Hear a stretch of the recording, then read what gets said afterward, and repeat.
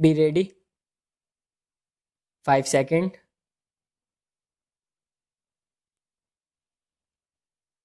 Start. Now, sir, honorable members will recall that the bill was introduced in the House of the People on the 2nd September 1953. It has had a long history and in one form or another, it has been before the public since the end of 1949.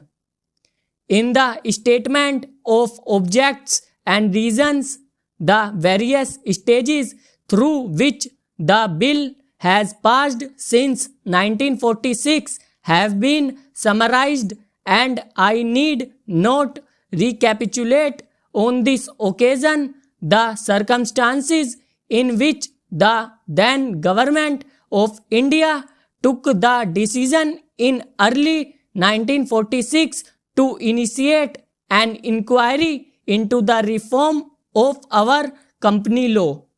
I would remind honorable members that between 1946 and 1948, the entire field of company law was carefully reviewed by two distinguished company lawyers who were appointed to recommend the broad lines on which the present act should be revised. Their recommendations were examined in the then Ministry of Commerce, and certain tentative departmental views which emerged were circulated in a comprehensive memorandum to all recognized trade and industrial associations, bar associations, the high courts, and the state governments. That brought us to the end of 1949. Many representations on this memorandum were duly received from chambers of commerce, trade and industrial associations, state governments, and the general public. At the end of 1950, the government of India appointed a committee under the chairmanship Sri Bhabha to go into the entire question of the revision of the Companies Act with particular reference to its bearing on the development of trade and industry in this country. This committee examined a large number of witnesses in many parts of the country and submitted its report in March 1952. This report again was circulated to all state governments, chambers of commerce, trade associations, high courts, and many other bodies. At the same time, a special officer was appointed in the Department of Economic Affairs, Ministry of Finance, to examine the report in the light of the views received from the interested public and to submit proposals to government for the revision of the present act.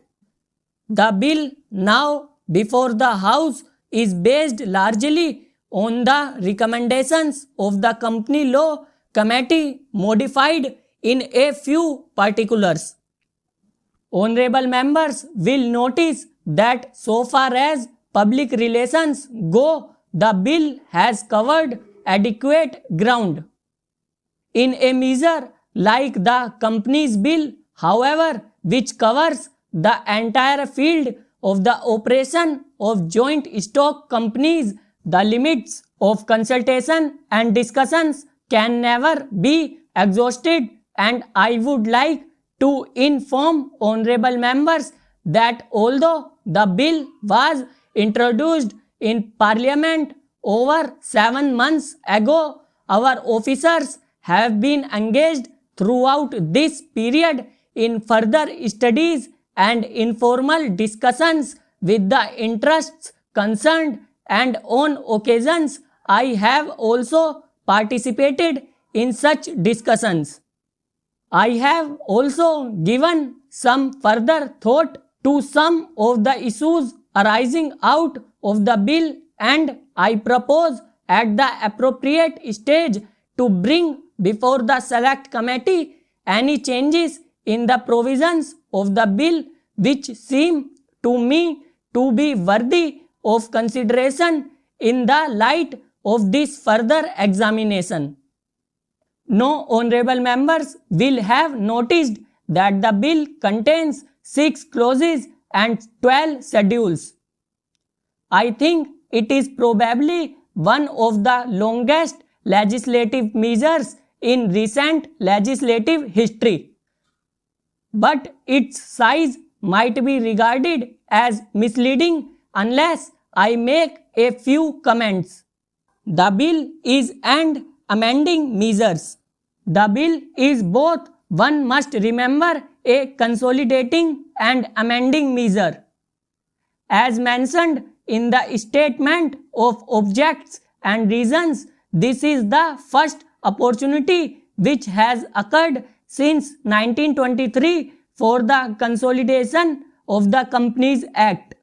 Advantage has been taken of this opportunity to redraft several long and complicated sections in the present Act which have been split up into a large number of clauses.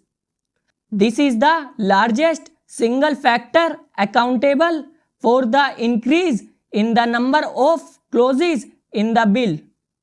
New clauses embedding substantial changes in the present law would hardly constitute more than a small fraction of the bill. I would also draw attention to the structural changes in the bill to which a reference has been made in the statement of objects and reasons. The redraft of the bill and the rearrangement of the existing chapters in the Companies Act in a more logical order have, I think, resulted in a noticeable improvement in the form of the bill, and I hope will facilitate better understanding and appreciation of the scheme. I wish that the Act which came into effect long ago was implemented properly. I know that the minister here is very earnest in implementing it, but unfortunately his colleagues at the state level are disappointing him. Unfortunately, no steps have been taken for trimming or toning up the administration at the state level and at the district level. They have to be taken immediately.